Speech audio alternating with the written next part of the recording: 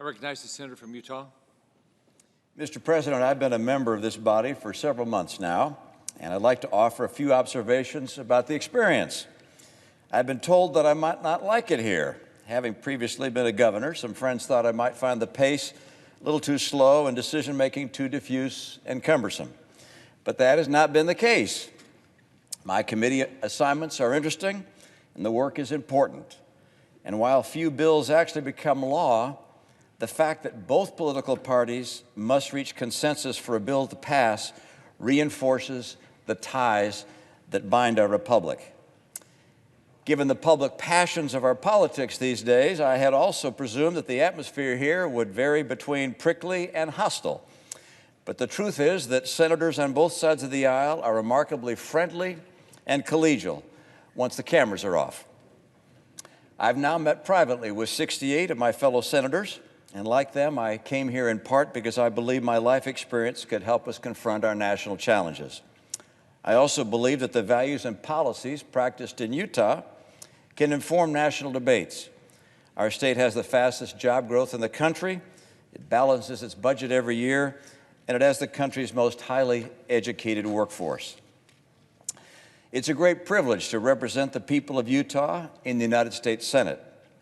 I'm humbled by the history that's been made here, by the character of the patriots whose sculptures adorn our halls, and of course, by the great sacrifice made to construct the capital of the greatest nation on earth. To serve here is to be reminded daily of the history and greatness of this blessed country. The American character has been distinct from our very beginning. Alex de Tocqueville observed that Americans had fashioned a culture different than any other he had encountered.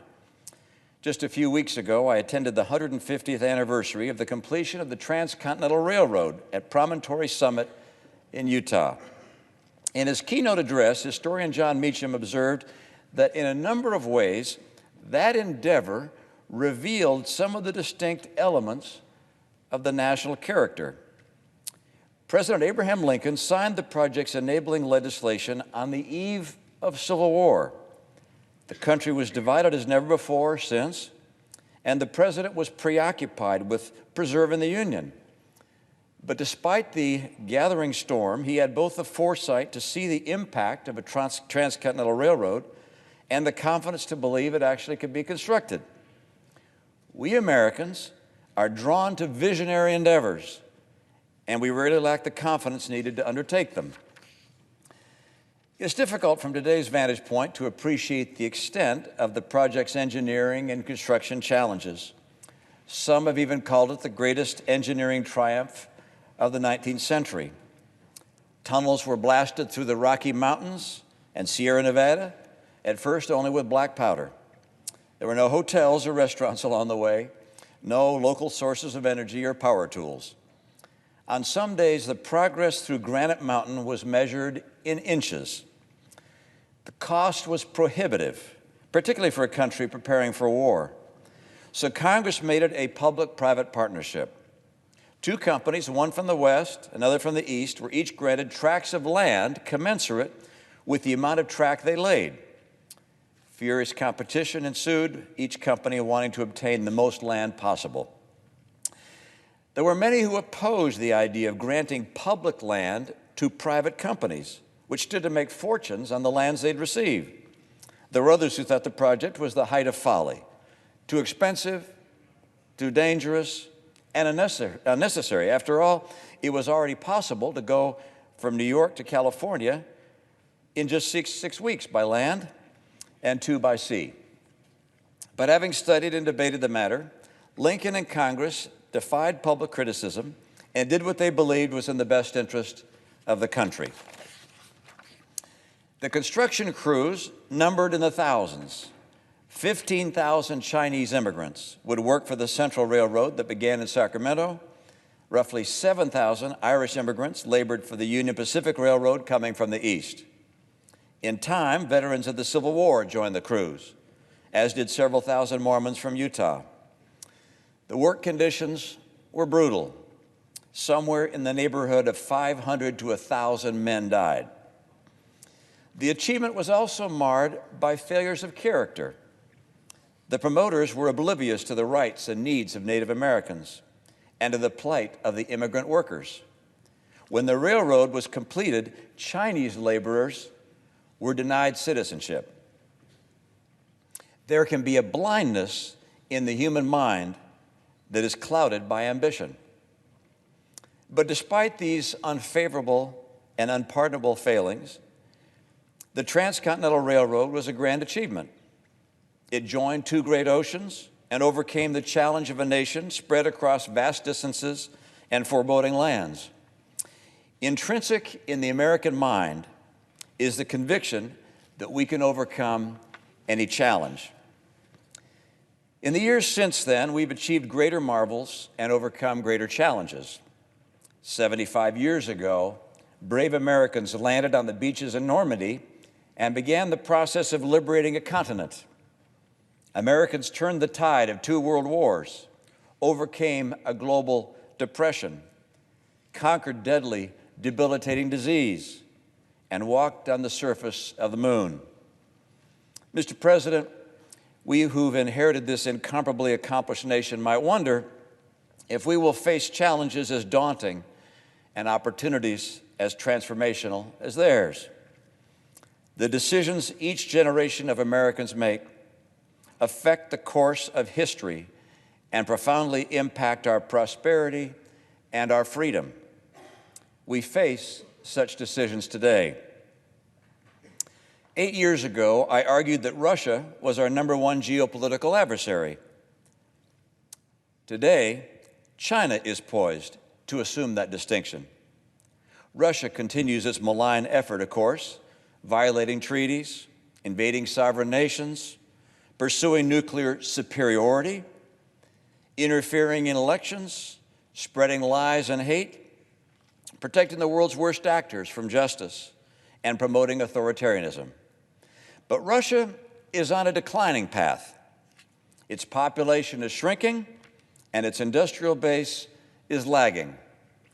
John McCain famously opined that Russia is a gas station parading as a country. As it falls further behind, we must expect Russia's inevitable desperation to lead to further and more aberrant conduct. Unlike Russia, China is on a rising path. When it was admitted to the World Trade Organization, the expectation was that China would embrace the rules of the global order, including, eventually, respect for human rights. It's done the opposite, imprisoning millions in re-education camps, brutally repressing dissent, censoring the media and the internet, seizing land and sea that don't belong to it, flouting the global rules of free and fair competition. And like Russia, China promotes authoritarianism and protects brutal dictators like Kim Jong-un and Nicolas Maduro. Today, we mark the anniversary of the Tiananmen Square massacre. That day, cries for freedom were brutally crushed. Since then, China has pursued a relentless course to smother the kind of hopes and dreams that filled that square 30 years ago. It is possible, Mr. President, that China might someday experience a discontinuity or another uprising that will change its course. But barring that, because China's population is almost 4 times our size, its economy should eventually dwarf ours.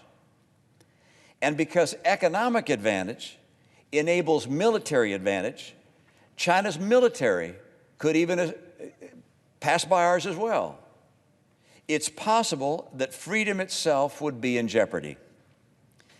If we fail to act now, that possibility may become reality. We have 2 imperatives, I believe. First, strengthen ourselves. And second, stop China's predation.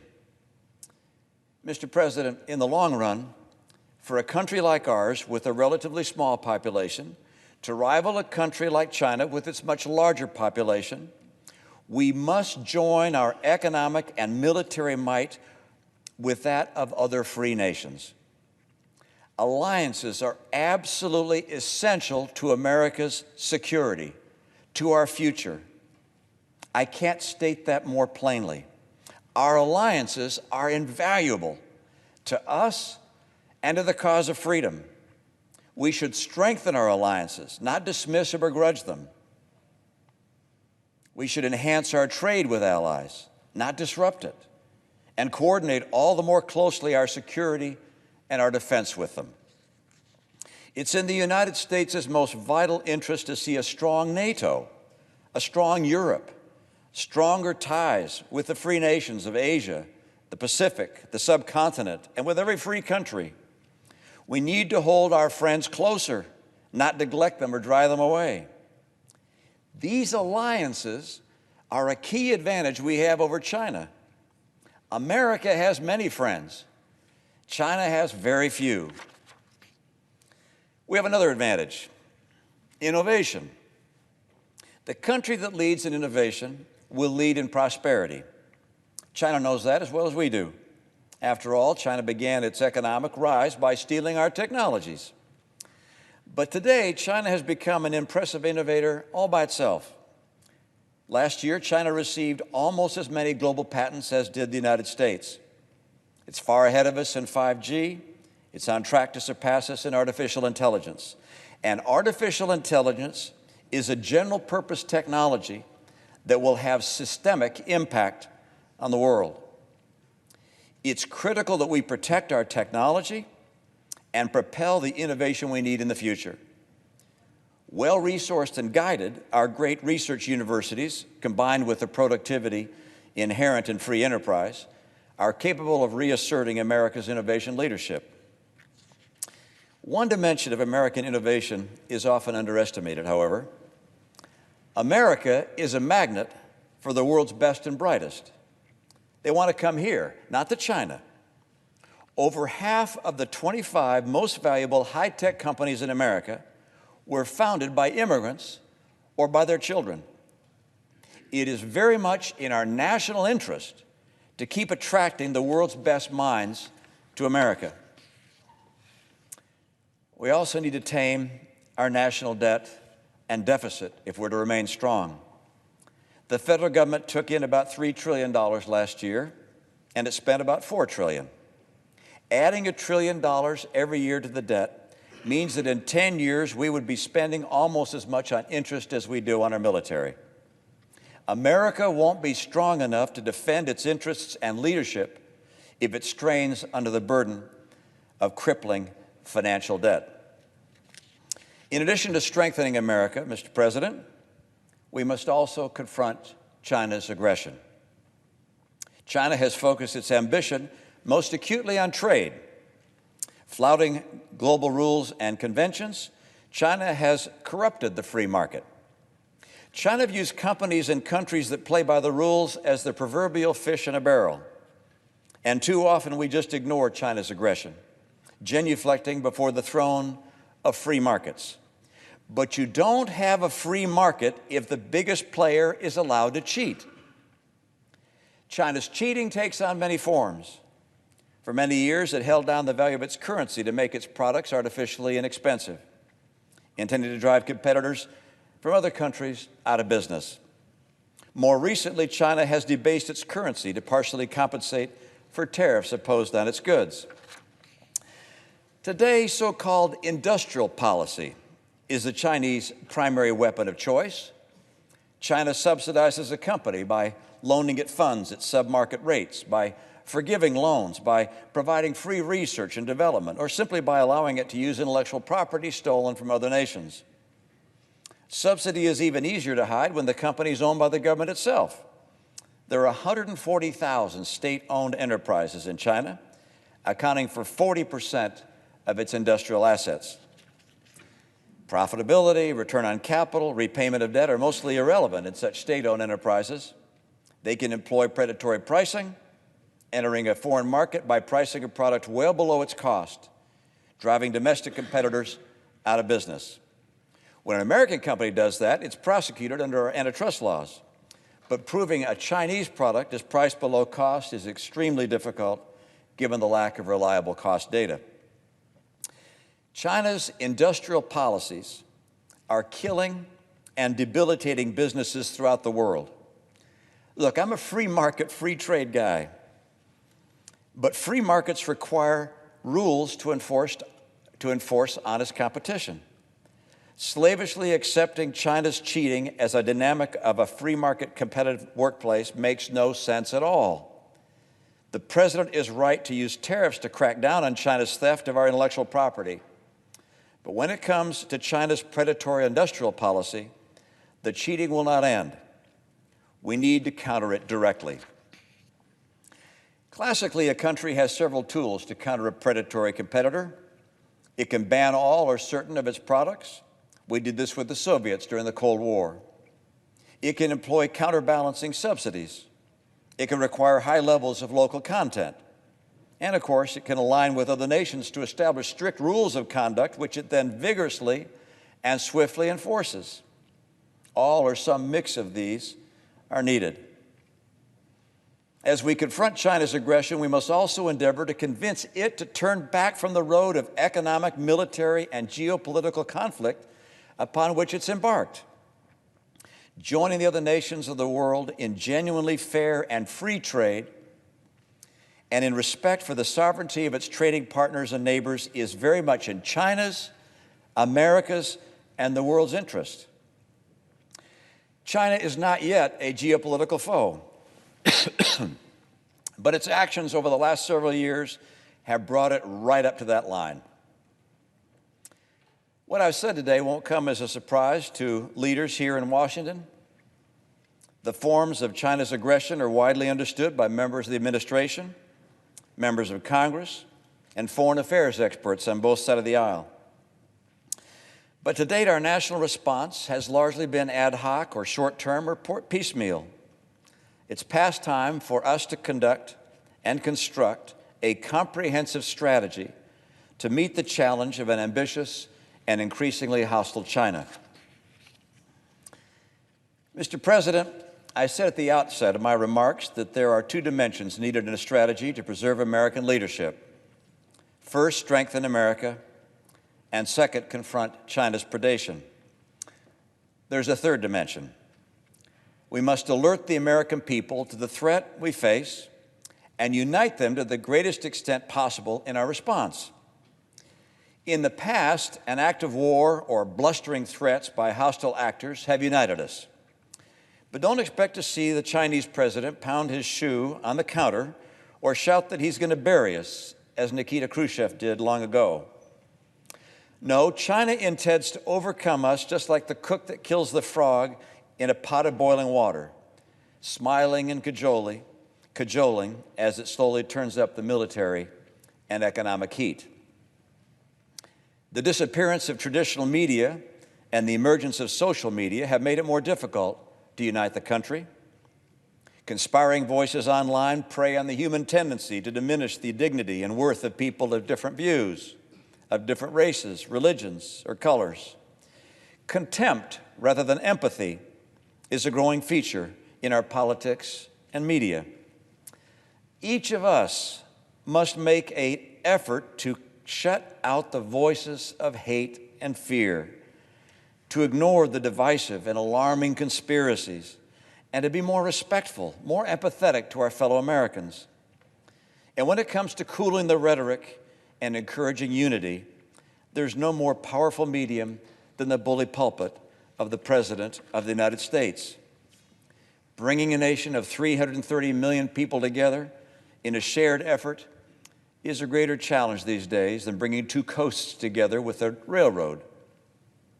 But now as then, national unity demands the voices of leaders draw upon the better angels of our nature. They must call upon the distinctive qualities of our national character, evidenced time and again in American history. We must reaffirm the principles of the Declaration of Independence. John Meacham said it well, quote, "The greatest words ever originally written in English may be these: all men are created equal." That founding conviction propelled America to become the greatest nation on earth. No people have done more to assuage poverty, to combat tyranny, or to advance the God-given right of every woman and man to be free. That is still our common cause, our enduring legacy, and our promise to generations unborn. Only America can lead that endeavor, but only with honor, with integrity, and with the combined strength of the Friends of Freedom will we succeed. America remains the best hope of Earth and the champion of freedom. May God bless us with the courage and wisdom to keep that sacred trust. Thank you, Mr. President. I yield the floor.